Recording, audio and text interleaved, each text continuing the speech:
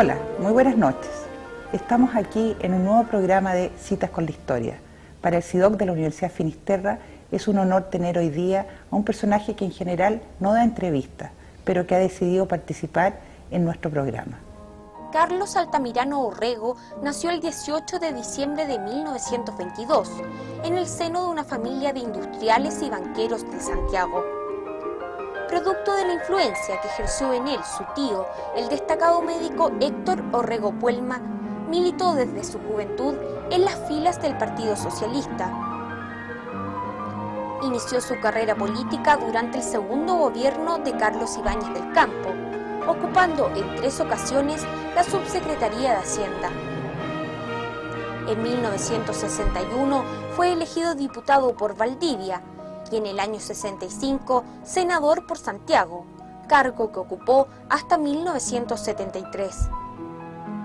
En 1971 fue elegido secretario general del Partido Socialista, cargo que mantuvo hasta la década de los 80. Luego del golpe militar, vivió su exilio en la ex República Democrática Alemana y estando allá en 1979 fue protagonista de la división del PS y de la fundación del Partido Socialista Altamirano, punto de partida de la renovación del socialismo chileno. Buenas noches, don Carlos. Buenas noches. Para el CIDOC de la Universidad Finisterra y RTV realmente es muy grato tenerlo con nosotros. Lo primero que le quiero decir es que usted se ve muy bien, ¿eh? A pesar de la edad que tiene 80 años, y yo no sé si eso es efecto de su afición al deporte. Sé que usted ganó un premio sudamericano de atletismo. Yo fui campeón sudamericano de salto en alto.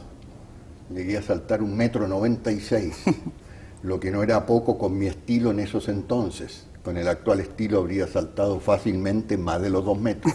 Y como tengo 1,80 m, son 20 centímetros más que mi altura. ¿Eso fue cuando estaba en la universidad o en el colegio alemán? Sí, cuando estaba en la universidad. No, en los padres alemanes ya comencé a hacer deportes, pero fue en la universidad cuando participé en estos campeonatos sudamericanos. ¿Y después siguió con ese deporte a lo largo del tiempo? Bueno, no, siempre seguí gustándome el deporte, el escalamiento, la montaña, en fin. Me habitué, de manera de que, en realidad, yo prácticamente bebo muy poco, no fumo, o rara vez fumo, como poco, pero eso no es por motivos morales ni éticos, simplemente porque tomé ese hábito en la época en que fui deportista, porque ya pasaron los años. Usted estudió Derecho, Leyes en la Universidad de Chile. Estudié Derecho en la escuela, en la Escuela de Derecho de la Universidad de Chile, y fui durante 15 años profesor de Hacienda Pública en la Escuela de Derecho de la Universidad de Chile. ¿Y usted cuando egresó trabajó en la función pública o también en la empresa privada? No, yo comencé trabajando en la empresa privada y por eso cada vez que venía a la televisión, a foros, me echaban en cara de que yo había sido abogado de importantes empresas. En ese entonces la Compañía Chilena de Electricidad y después también fui abogado del Banco Sudamericano. Yo más bien lo hacía ver como algo que me honraba y no como un desmérito. Puesto que yo abandoné esos buenos clientes, digamos, y para dedicarme a defender al mundo de los pobres. Usted creo que también trabajó en la papelera y le pregunto esto por su relación con los mates. Sí, no, yo entré primero a la compañía de papeles y cartones y ahí trabajamos juntos con Jorge Fontaine, quien después fuera presidente de la Confederación de la Producción y el Comercio. Como usted ve, la vida nos llevó por caminos muy distintos. Yo llegué a ser presidente del Partido Socialista, él presidente de la principal corporación empresarial de Chile. Bueno, así es la vida.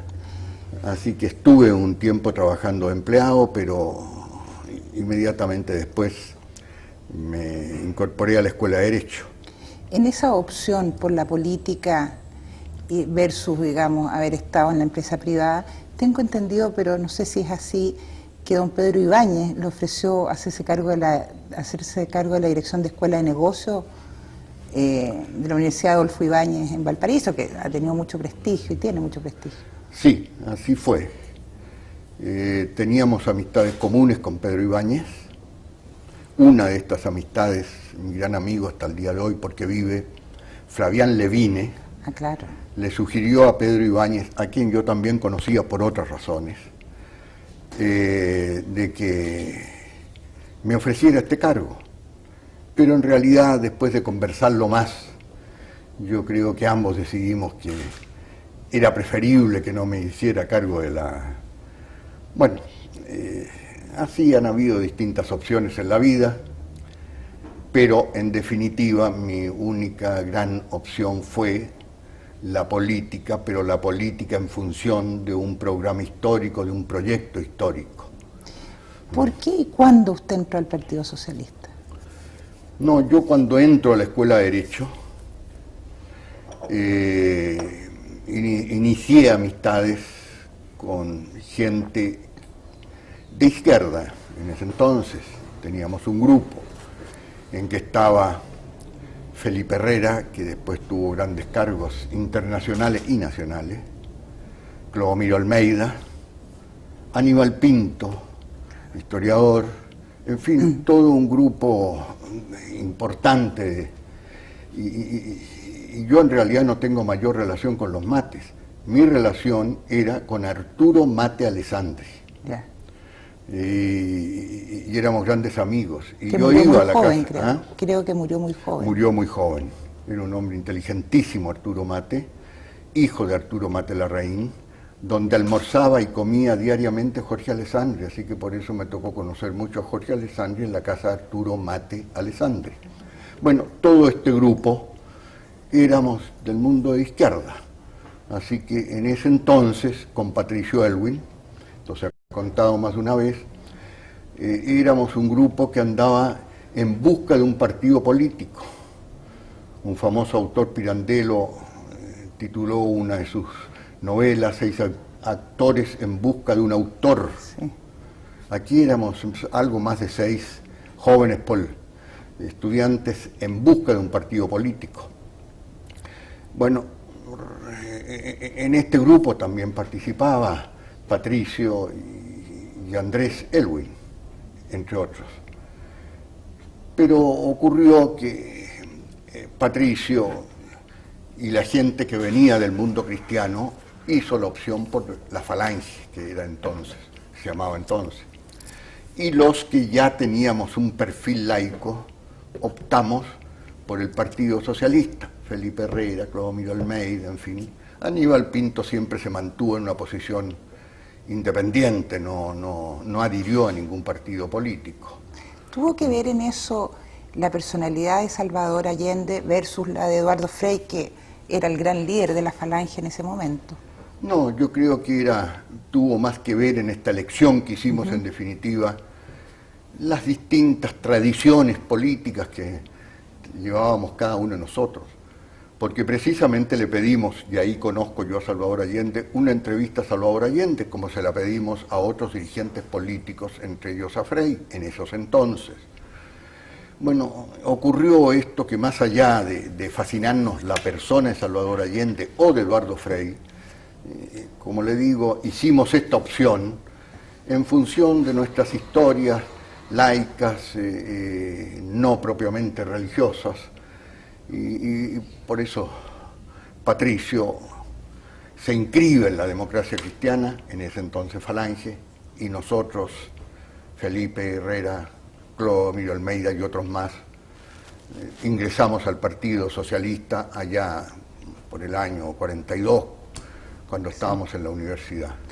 En esa década del 40, entre la gente, digamos, de izquierda, joven, se empieza a dar, sobre todo a nivel universitario, pero también de juventud, una pugna muy fuerte con el Partido Comunista, que la gente no lo entiende bien. ¿Cómo podemos explicar esa pugna entre el PS y el PC en la década del 40 hasta la ley maldita, hasta la ley de defensa de la democracia? Bueno, el Partido Socialista nace el año 33 precisamente como una alternativa al Partido Comunista, que ya se había fundado 10 años antes que el Partido Socialista. Con Recabarren. Con Recabarren. De manera de que desde un comienzo el Partido Socialista nace como algo antagónico al Partido Comunista. Y en los comienzos, la mayoría de los dirigentes socialistas, hablo de Eugenio González, Salvador Allende, de Óscar Eschnake, eran bastante anticomunistas. Y habían grandes disputas entre comunistas y socialistas. Y hay algunos incluso hechos de sangre entre socialistas y comunistas. Fue para la elección presidencial de Allende, la candidatura presidencial de Salvador Allende, en que adhieren los comunistas, en que ya se inicia una relación mucho más amistosa y fraternal entre socialistas y comunistas, pero estamos hablando de los años 58, claro. Porque el Partido Socialista decide proclamar a Carlos Ibáñez del Campo. El año 52 fue candidato. Eso le iba a Y preguntar. ahí los comunistas proclaman a Salvador Allende. Y entonces Salvador abandona el Partido Socialista y es candidato a los comunistas. Yo me quedo en el Partido Socialista Popular, que es el que proclama a Ibáñez, y en definitiva terminamos en ese caso triunfando, y ahí Felipe Herrera fue designado ministro de Hacienda, Cloro ministro del Trabajo y yo subsecretario del Ministerio de Hacienda. Antes de eso, don Carlos, ¿por qué el apoyo a Carlos Ibáñez? Es curioso y hay una historia muy larga en eso, es muy difícil explicarla. Sí. En realidad ahí el principal artífice de ese apoyo fue mi gran amigo Clodomiro Almeida.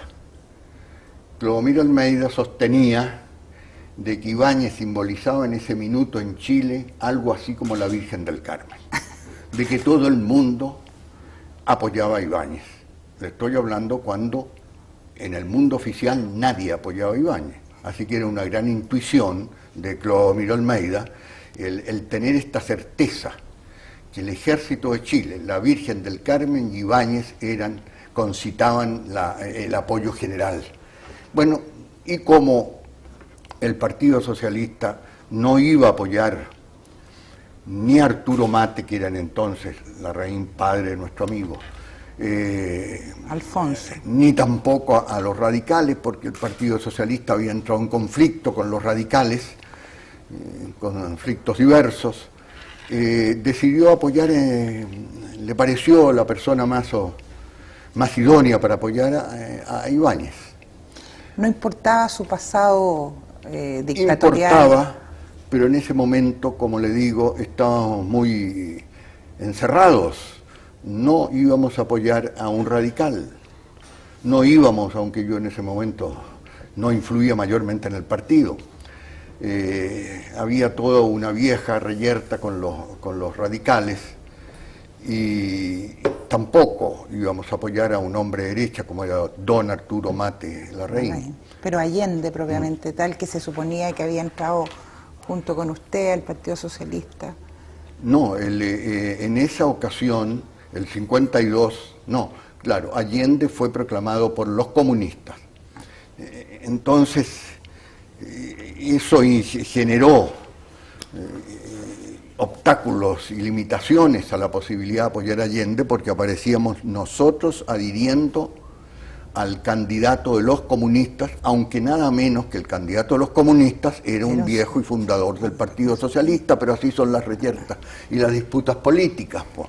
Influyen a veces hechos muy casuales, muy menores, en decisiones importantísimas políticas. Ahora, usted entra al gobierno como subsecretario, usted nos acaba de contar, de Hacienda. ¿Cuál es el rol que cumple usted en ese periodo y por cuánto tiempo está en ese cargo? Yo estuve cerca de un año. El Partido Socialista se retiró rápidamente del gobierno de Ibáñez. Hubo un problema, me acuerdo, en el ministerio, con el ministro del Trabajo, y creo que con la firma de Yarur, y ahí Ibáñez tomó el partido de la empresa Yarur, y el partido resolvió retirarse del gobierno, renunciaron todos. Pero a Felipe Herrera lo sucedió Guillermo del Pedregal. Guillermo del Pedregal me pidió que me quedara un mes más con él. Bueno, el mes se prolongó, pero al año ya, o antes del año, yo también, cumpliendo la orden de partido, renuncié pero seguí manteniendo una muy buena relación con Ibáñez. Rossetti también fue ministro de Hacienda.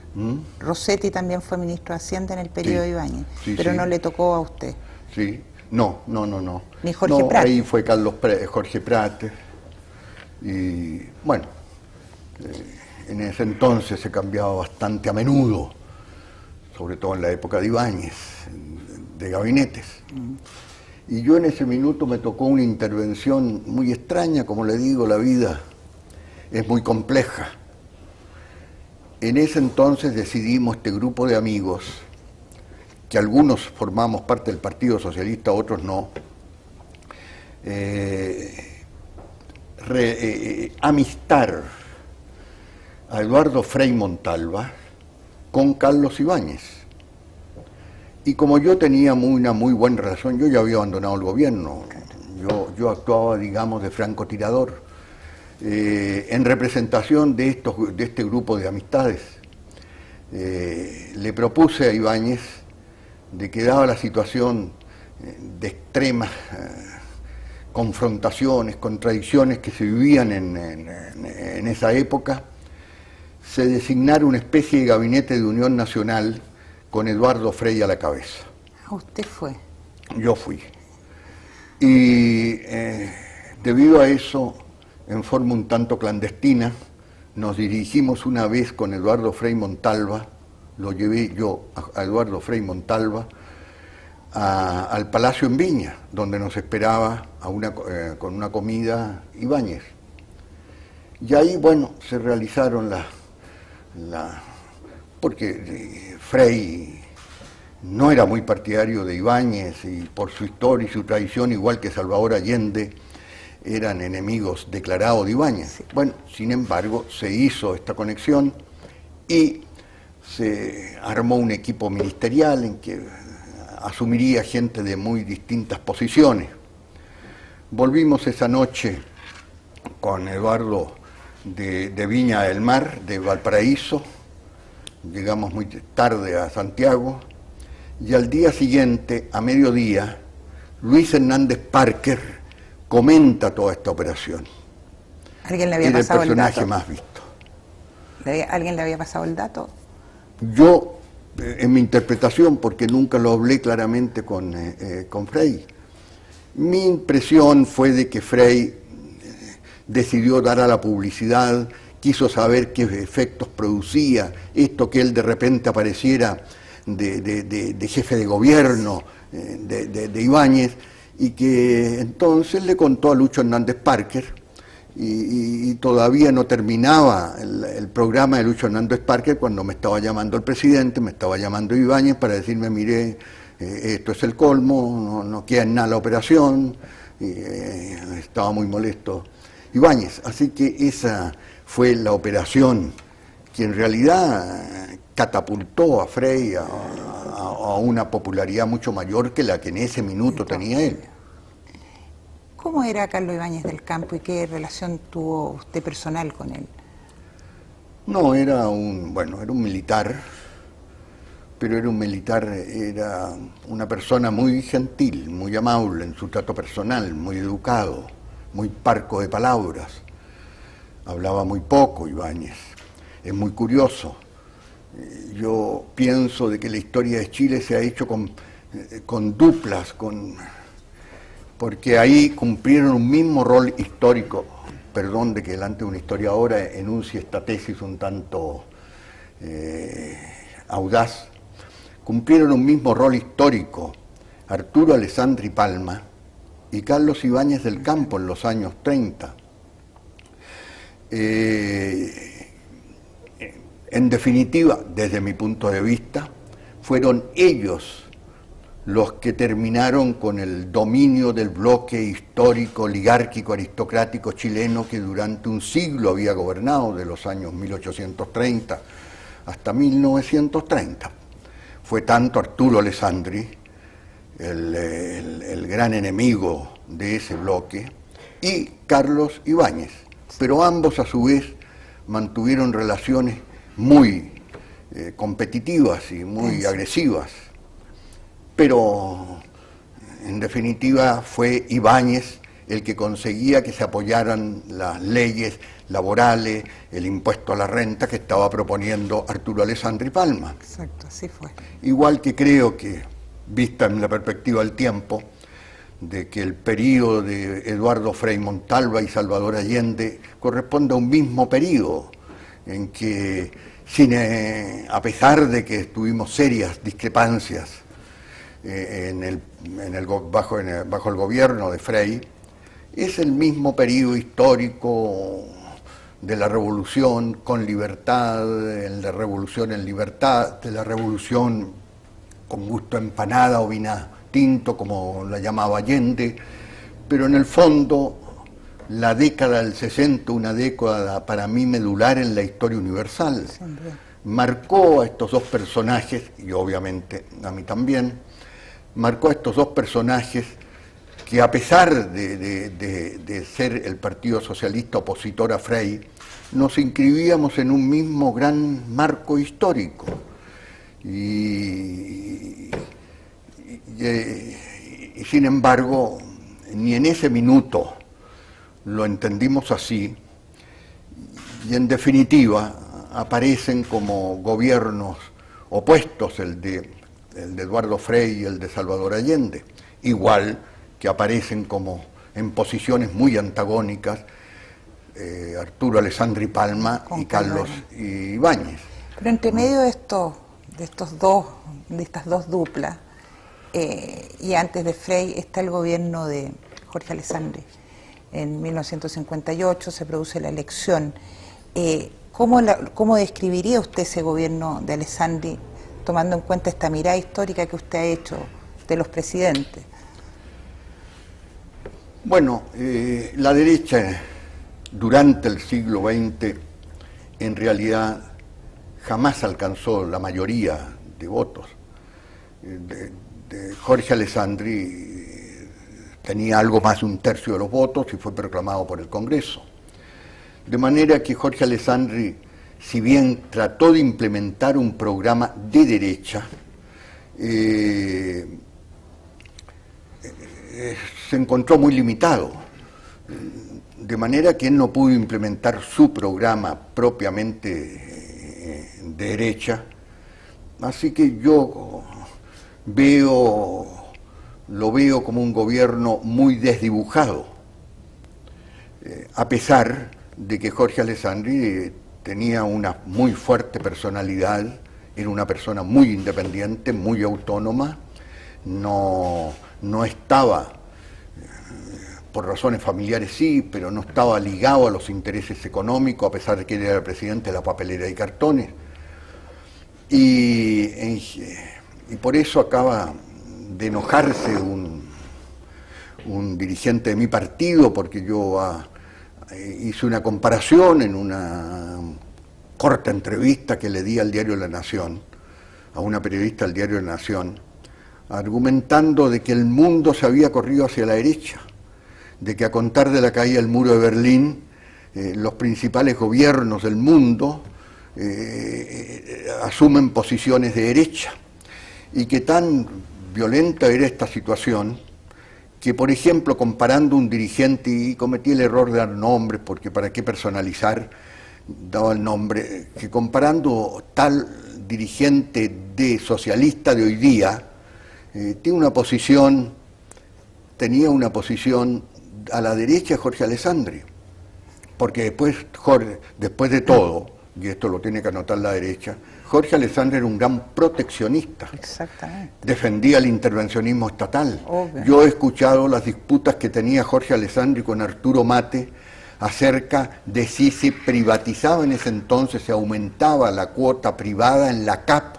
Jorge Alessandri era enemigo absoluto de que, digamos, se tendiera a la privatización, porque no era propiamente lo que proponía Arturo Mate, la privatización de la CAP. Bueno, él era contrario a la privatización de la CAP, él era partidario de la defensa de la industria nacional con altos aranceles aduaneros. Él propuso lo que nosotros en la izquierda llamamos la reforma del macetero. Sí. Él propuso una reforma agraria, del macetero, no del macetero, pero en ese entonces un hombre de derecha proponía esta reforma. En consecuencia, el problema es ese. Don Jorge Alessandri aparecería, obviamente, él no sería tampoco el mismo, pero si se hubiera mantenido en sus posiciones, sería un hombre de izquierda en este momento en Chile, y absolutamente contrario a las posiciones que tiene hoy día la derecha en Chile y que tiene incluso en cierta medida la Concertación. Ahora, en medio de este gobierno de Jorge Alessandri, perdón, se produce un hecho que usted ha comentado en algún momento, que fue el hecho más importante de su vida, un hecho histórico importante de su vida, que fue la Revolución Cubana en 1959. ¿Cuál fue realmente el impacto para usted y en qué medida la Revolución Cubana y Fidel y el Che cooperaron a una toma de posición suya y del Partido Socialista, pero suya, porque usted todavía no era secretario general, sino hasta el 71, en una toma de posición revolucionaria o muy revolucionaria? Sí, yo creo que indudablemente eso fue así. Indudablemente la victoria de la Revolución cubana influyó mucho en la radicalización del Partido Socialista. Pero no solo debemos atenernos a la victoria de la Revolución cubana. Para mí la década del 60 fue una década que cambió la historia. Para mí la década del 60 marca el fin de la historia moderna y el comienzo de una nueva historia, que para algunos la llaman la posmodernidad. Sí. Bueno, en esas décadas ocurrieron hechos extraordinariamente importantes.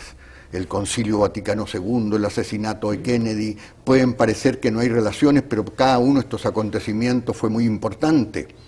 En esa década hubo un giro histórico y una radicalización con los Beatles en el mundo musical, con el famoso programa ese de Blackstone, ¿cómo era? Con la liberación sexual. Todo eso pasó el año 60 y todo eso influyó notablemente en el partido y en mi propia persona. De manera que cuando nosotros llegamos el 70 al gobierno, llega Salvador Allende, traía todo este élan de la década del 60, había ocurrido mayo del 68 de París, no, sí, son innumerables los acontecimientos, pero de trascendencia mundial, la revolución cultural en China. Exacto. Todo ello influyó muy decisivamente, pero indudablemente, como usted lo decía, el hecho más significativo fue la victoria de Fidel y del Che en Cuba. ¿Cuándo conoció a Fidel? En esos años, al año 60, al año siguiente de su victoria, fuimos invitados, dirigentes del Partido Socialista a Cuba, y ahí lo conocí y lo traté por largos 10 años, a Fidel muchas veces. ¿Estuvo usted con él en la visita que hizo a Chile el 71? Sí, claro, también estuve. No, estuve muchas veces con él. ¿Y después en el exilio? Después, antes del gobierno de Allende, durante y después en el exilio también. Posteriormente, cuando también con un conjunto de amigos y de compañeros del Partido Socialista, llegamos a la conclusión de que era inviable la pretensión de derribar o de combatir la dictadura militar a través de acciones militares y de que la política de alianzas exigía una alianza con la democracia cristiana, un grupo de socialistas, siendo yo todavía secretario general del partido, nos dividimos porque pensábamos de que ya, primero, el bloque soviético estaba condenado a la desaparición, era crónica de una muerte anunciada. A esta conclusión llegamos 10 años antes de la caída del muro de Berlín, cuando yo no sé si la CIA todavía tenía esta visión tan precisa que nosotros teníamos en ese minuto. Así que el año 79, decidimos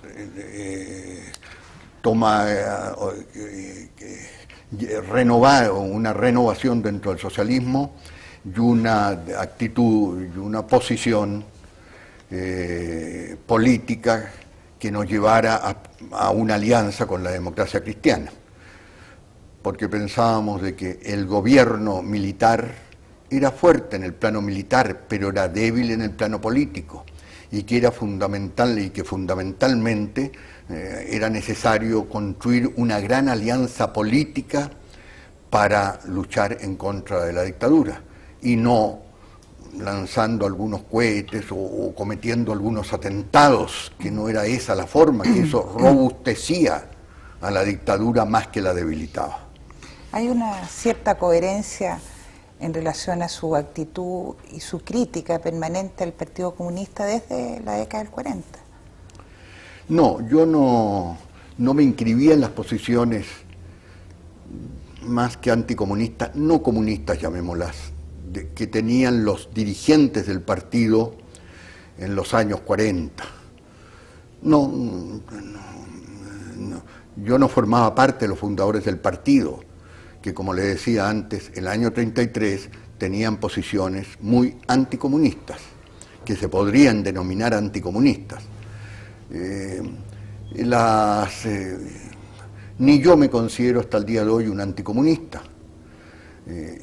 Simplemente yo pensé, mejor dicho, pensamos un conjunto de socialistas el año 79, el año 80, de que el proyecto comunista estaba destinado al fracaso, que era un colapso. Yo, habíamos habitado en el país más desarrollado del mundo comunista. Alemania democrática era el país más desarrollado del mundo comunista. Como buenos alemanes, los alemanes occidentales eran los mejores capitalistas y los alemanes orientales eran los mejores comunistas. Pero aún así era un proyecto que a nosotros nos parecía inviable históricamente y destinado al fracaso. Por eso planteamos la división del partido y yo me trasladé y otros dirigentes socialistas de Berlín, del área de Berlín comunista, a París, donde Mitterrand, que en ese entonces todavía no era presidente de la República, pero sí era el jefe del Partido Socialista, me había ofrecido una estructura para poder organizar políticamente a los socialistas del mundo europeo, americano, en fin. Es interesante lo que usted señala porque se conoce y se ha hablado mucho del Congreso de Chillán de 1967, cuando el Partido Socialista justamente se declara marxista-leninista. Entonces se produce una especie de contradicción, porque se supone que el marxismo-leninismo es como la doctrina que está detrás de los comunistas. Entonces hay una especie de contradicción en esta mirada. Son contradicciones, sí, prácticamente inexplicables, son como las disputas entre los mundos religiosos, católicos, disputas escolásticas. ¿Cómo se explica eso? Dentro del Partido Socialista había un fuerte grupo trotskista y los trotskistas sostenían de que Stalin había traicionado las posiciones de Lenin y que el Partido Socialista debía reivindicar la verdadera tradición marxista-leninista y que en consecuencia debíamos también denominarnos marxistas-leninistas, pero en definitiva nos tomábamos esta denominación porque quienes habían traicionado los postulados, los principios, las ideas fundamentales de Lenin era Stalin. Y los comunistas, al seguir el stalinismo, formaban parte de esta grave traición, de esta grave desviación.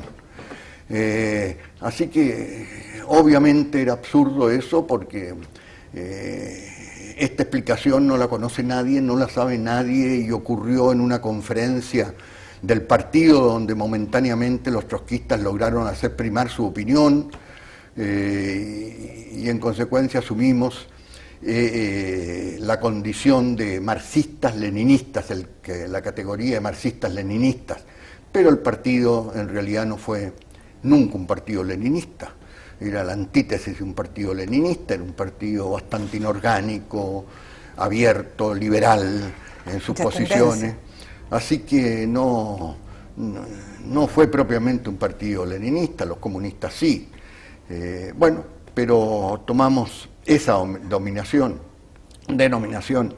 Lo mismo, los acuerdos de Linares y Chillán en que el partido concluye de que solo será posible una revolución socialista tomando el poder a través de la violencia, eso tampoco se materializó nunca. Y también hay toda una historia que, dado la enorme propaganda y publicidad que hace la derecha, ha logrado convencer de que esa fue una de las razones por qué se polarizó tanto Chile, el que el Partido Socialista concluyera en esta idea que por lo demás es absolutamente lógica. La verdad fue de que el Partido Socialista nunca ha participado en ninguna acción de violencia, el Partido Socialista nunca tuvo grupos guerrilleros, el Partido Socialista no concretó esa posición, digamos, de principio, esa posición teórica que había asumido. Jamás un socialista, ni ministro socialista, ni dirigentes socialistas han tenido participación en los innumerables crímenes históricos que se han cometido en Chile, Santa María, La Coruña, San Gregorio. Si hay un partido que tiene un historial absolutamente limpio, es ese Partido Socialista que, debido a esta declaración, apareció y aparece como un partido violentista. No me ha sido fácil explicar de que el concepto de dictadura del proletariado no lo ha adoptado ningún partido socialista del mundo, cuando de repente se achaca por algunos dirigentes de derecha que usted es partidario de la dictadura del proletariado. Bueno, usted socialista es una imputación absolutamente falsa históricamente. No hay ningún gobierno socialista que haya establecido dictadura del proletariado, ni en Europa ni en América Latina.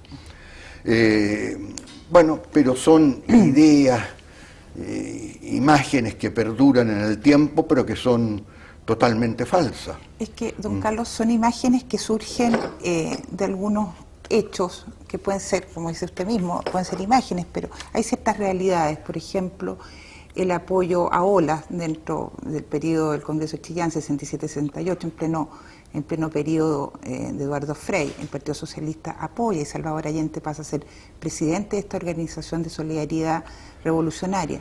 Y en el pleno gobierno de la Unidad Popular está la Brigada del Mocatalán, del Partido Socialista, y está, usted mismo lo ha señalado en algunas partes, está la conformación de ciertos grupos, 1.000, 1.500 miembros del Partido Socialista que se están preparando, usted dice, para la defensa ya de un posible golpe militar.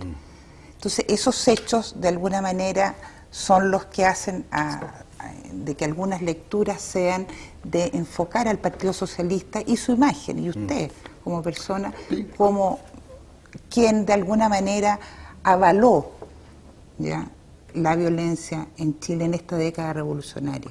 Sí, pero ¿cuál es la realidad en los hechos, Patricia? La estricta verdad en los hechos. Primero, yo he sostenido y continúo sosteniendo de que en Chile no existían en esos años de la Unidad Popular más de 1.500 personas con alguna mínima preparación militar. Cuando hablo de mínima preparación militar, hablo de conocimiento de armas livianas, no de disparar de armas ya de mayor potencia. No más de 1.500, no más de 1.500 no socialistas, no más de 1.500 entre los aparatos de defensa que tenían comunistas, mapus, en conjunto, y MIR, que tal vez era el que tenía más, se calcula en unos 600, 700. Pero cuando la derecha ha hablado de 18.000, nunca ha podido probar, no hay un solo antecedente, es simplemente una locura, es falso absoluto. No teníamos. La crítica que se nos debiera haber hecho es que no teníamos 18.000, pero teníamos un lenguaje como si tuviéramos 18.000 hombres armados. No habían 18.000 hombres armados, habrían 1.500, pero entre ellos estaba el GAP, que tenía, le vuelvo a repetir, una capacidad defensiva fundamentalmente y no ofensiva. Era imposible de que esos alrededor de los 1.500 personas con esta mínima capacidad militar pudieran derrotar a un ejército de 250.000 que lo eran en ese entonces, considerando Carabineros y las 3 ramas de las Fuerzas Armadas. Pero, y aquí es interesante lo que usted señala, porque el Partido Socialista y usted en lo personal pensaba que las Fuerzas Armadas podrían ser justamente el apoyo para esta revolución, para este cambio, y por eso que no era necesario tener una mayor formación militar de las bases políticas, porque ustedes contaban con que las Fuerzas Armadas en algún momento iban a estar con ustedes. Eso se pensó, se pensaba. Como todas las cosas, tenía cara y sello. Pero en definitiva, primó en el gobierno la idea de que teníamos un ejército, unas Fuerzas Armadas únicas en América Latina, de que esas Fuerzas Armadas se habían caracterizado por su estricta obediencia al poder civil, de que esa obediencia continuaría y que aun cuando hubiera un gobierno revolucionario como el que nosotros realizábamos, aún así las Fuerzas Armadas serían obedientes al poder civil. Esa idea primó. Por eso yo creo de que la causa fundamental de la derrota de la experiencia fue esta idea de que era posible realizar una revolución desarmada. Todas las revoluciones en toda la historia humana han sido revoluciones armadas. Las revoluciones en la época de la Revolución Francesa, las revoluciones burguesas de que hablaba Hobsbawm, la revolución bolchevique, la revolución china, la revolución, para qué continuar mencionando, todos los casos. La novedad de lo que proponía Allende era, y que en cierta medida la propuso Eduardo Frei, era una revolución en libertad. Evidentemente el concepto, la idea de una revolución en libertad era muy atrayente y en el mundo produjo gran efecto.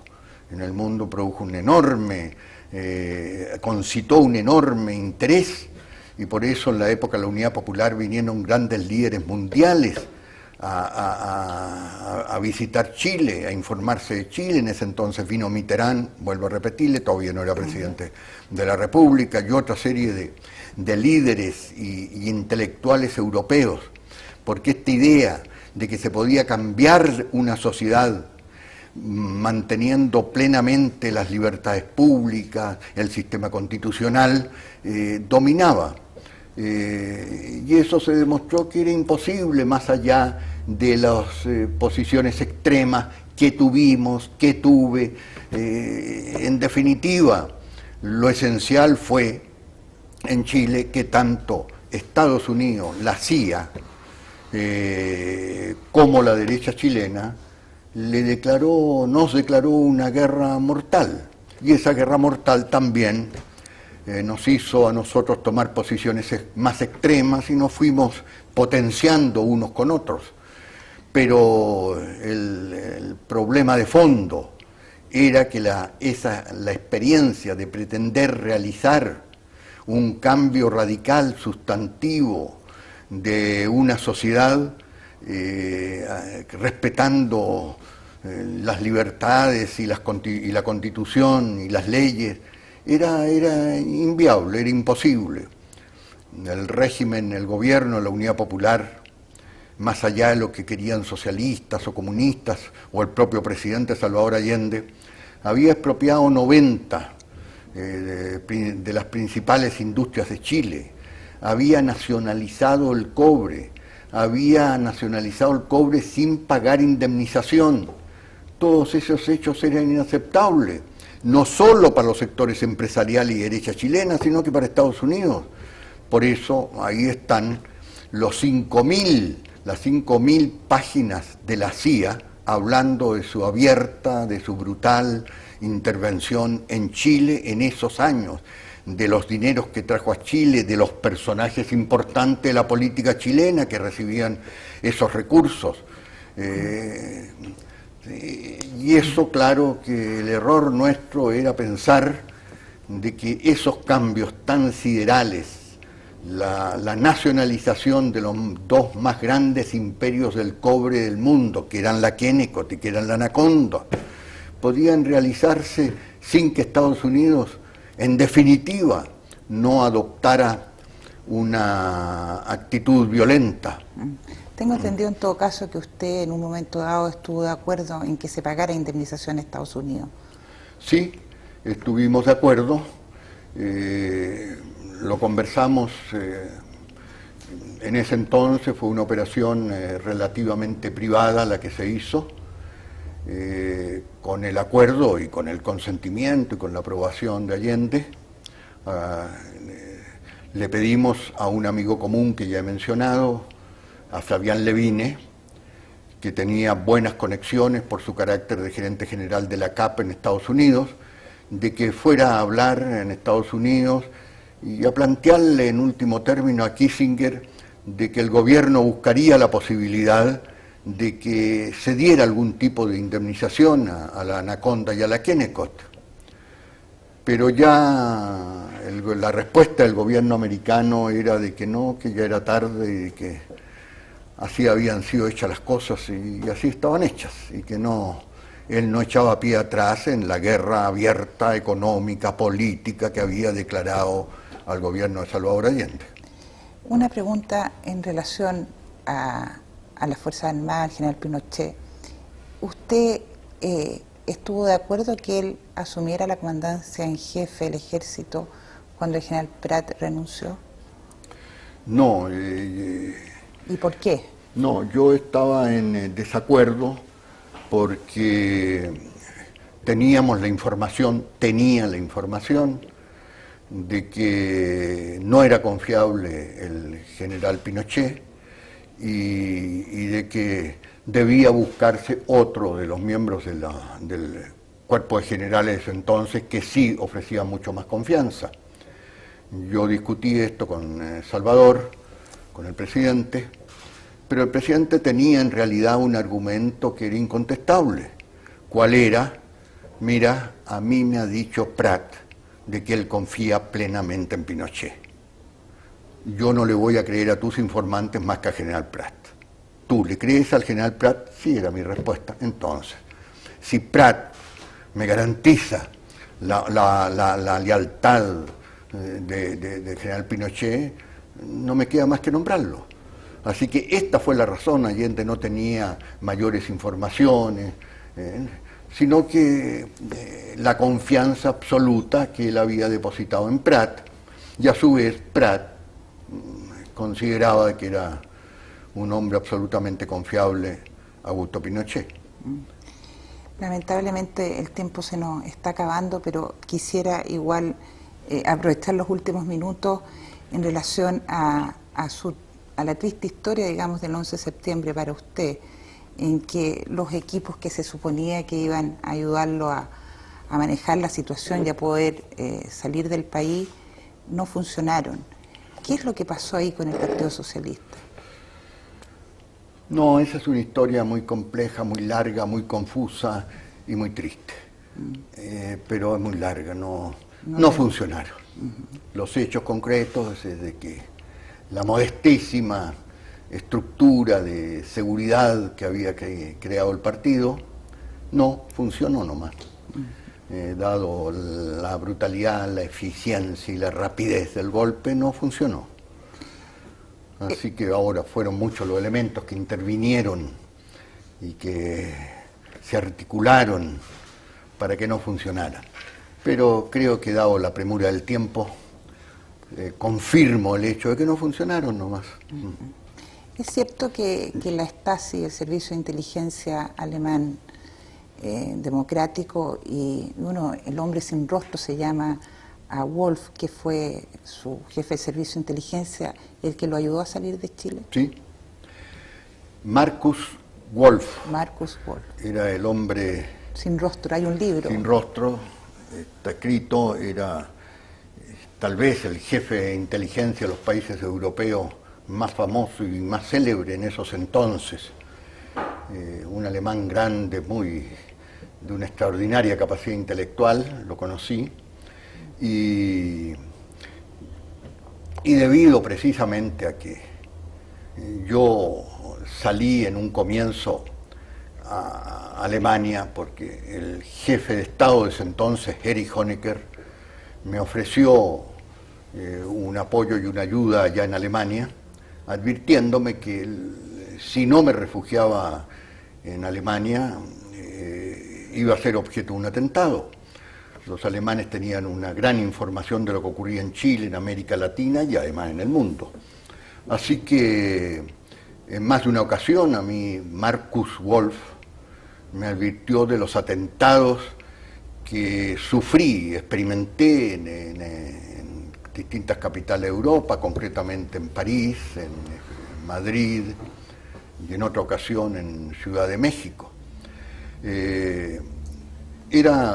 Volviendo a Markus, era un hombre de una gran capacidad en el plano de la inteligencia, y indudablemente él fue el que planeó mi salida de Chile después de 2 meses que yo estuve durante la dictadura aquí en el territorio nacional.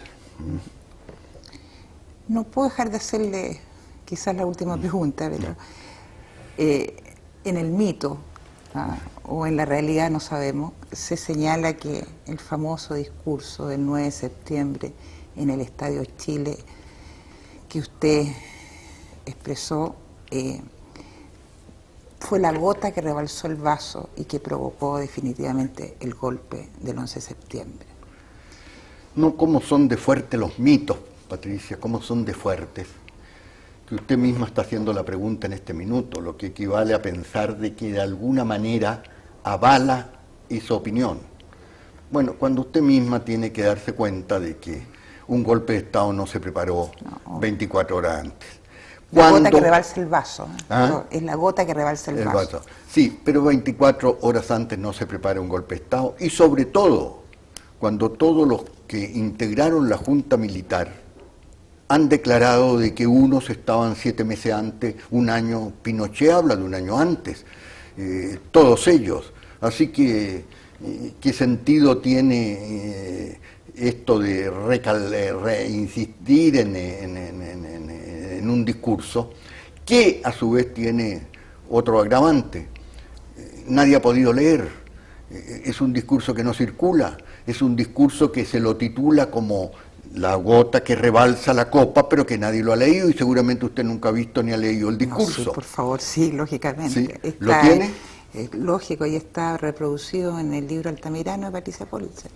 Una parte, sí, muy breve. Sí.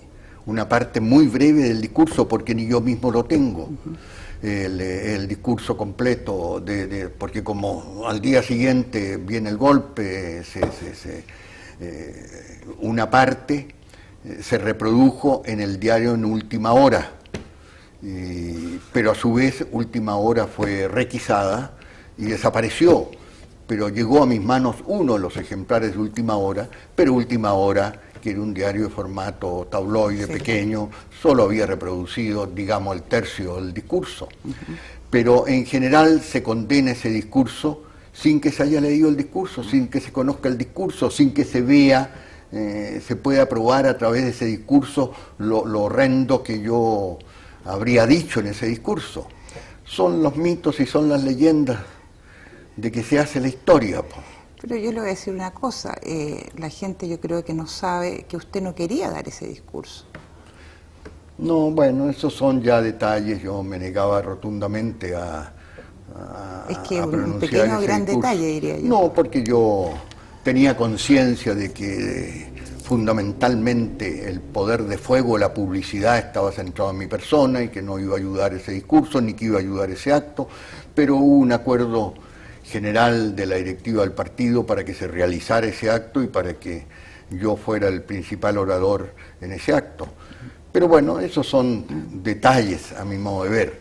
Lo importante es de que no influyó un discurso. Sí influyeron los editoriales del Mercurio durante 1000 días llamando a la rebelión y a la revuelta. Sí influyeron los enormes recursos que destinó la CIA a preparar el golpe de Estado. Sí influyeron el asesinato del comandante en jefe del ejército Schneider, sí influyeron el asesinato del comandante Araya de la Marina. Esos son los hechos gruesos. Además... ¿Y la violencia revolucionaria? La violencia revolucionaria no llegó. Si en esos entonces habían actos terroristas permanentes que no eran cometidos por los revolucionarios, entre comillas. Se volaban las torres eléctricas prácticamente semanalmente. Los enunciaba el presidente de la República. Yo nunca he hecho mayor cuestión. En 2 ocasiones, mi mujer tenía una modesta tienda que la llamaba Bock, en el barrio Alto, sí, la Boutique Bock. Siempre echaban en cara la Boutique Bock, este socialista con boutique, ya era yo el que tenía una boutique, y acentuaban el término boutique porque le daba un aspecto elegante, entonces venía el contrasentido, el socialista altamirano propietario de boutique, yo no tenía nada que ver con la boutique, era mi mujer que había tenido siempre esa boutique, y le había puesto boutique porque el nombre era atrayente y se trataba de vender. Bueno, en 2 ocasiones volaron la tienda. En 2 ocasiones, el acto terrorista a la derecha, yo diría, ¿qué derechista le volaron algo? En su casa, en su empresa. En el caso mío, en 2 ocasiones volaron literalmente la tienda. En una ocasión estábamos precisamente comiendo en la casa de Salvador Allende, en Tomás Moro, cuando se escuchó una estampida atroz. Y tuvimos el pálpito que habría ocurrido algo en la zona donde estaba la tienda de mi mujer. Y así fue, pero tan fuerte es la explosión que se escuchaba ya en Tomás Moro, cuando 5 o 7 kilómetros más acá había estallado las bombas. Bueno, algunos agricultores, si yo no le hago esta pregunta, me van a retar. Algunos agricultores le contestarían, bueno, y todas las tomas de fondo, la violencia que hubo en el campo a partir de la reforma agraria, etcétera, etcétera. Parece que es todavía muy complejo entrar a un análisis... No, eso es cierto, y entiendo el drama, el problema de esos agricultores que les tomaban sus tierras. Bueno, se había llegado a implementar la reforma agraria en un momento en que ya había una gran tensión en la sociedad chilena y entre el mundo campesino y sus inquilinos. Tal es así que en el primer gobierno, Eduardo Frei Montalva, prácticamente había paralizado la reforma agraria por la violencia que se había desatado en el campo a los 3 años de gobierno. Bueno, de manera que nosotros heredamos ya un clima de violencia en el gobierno de Salvador Allende. Y ese clima de violencia se fue agudizando por lo que le decía anteriormente, por actos de tomas que indignaban a los agricultores y a su vez ellos respondían en formas violentas y eso agudizaba. Fue todo un problema de retroalimentación de violencias. Que donde comienza esto, bueno, es muy difícil establecer y buscar chivos expiatorios. Con posterioridad ha producido un drama o un acontecimiento histórico. Don Carlos, lamentablemente se nos fue el tiempo. Ha sido tremendamente interesante conversar con usted. Ojalá que pudiéramos seguir ya en el programa, pero habrán otras oportunidades y le agradezco muy sinceramente en nombre de RTV y del SIDOC. Bueno. Muchas gracias. Gracias a usted, por favor.